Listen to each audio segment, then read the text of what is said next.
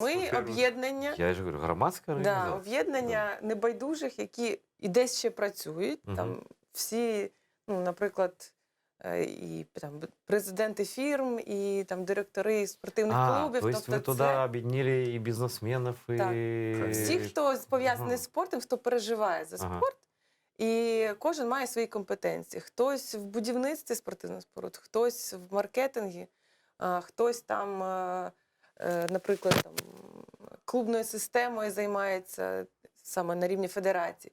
Тобто абсолютно різні люди, які мають різні компетенції, і кожен бере той напрямок, який йому близький, в чому він розуміється, і ми так потрошку своїми силами залучаємо там партнерів, залучаємо кошти там, на дослідження, там, замовляємо дослідження. Там, наприклад, соціологію ми не можемо зробити, ми беремо професійну компанію, яка зробить соціологію, яка буде дійсно там, відповідати всім. Вот у меня такой простой, тупой вопрос. Вы в спорте профессионалы. Ты как спортсмен-организатор, Лена як организаторка.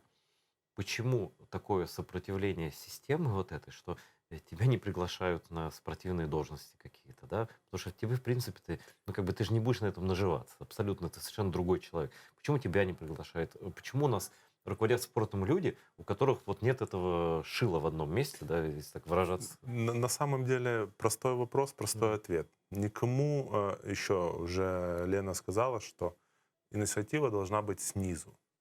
Ну вот она есть, инициатива снизу ваша. Ну, значит, нету критической массы. То есть люди, вот я же почему говорю, что мы играем в долгую. Люди должны понимать, вот когда ты поймешь на цифрах, что государство теряет и что теряют люди, вот тогда они начнут задумываться и захотят этих изменений. А сейчас, ну, по крайней мере, те люди, которые руководят этими процессами, ну, во-первых, ну, наверное, они не до конца понимают, что надо делать, а второе, это их устраивает такое.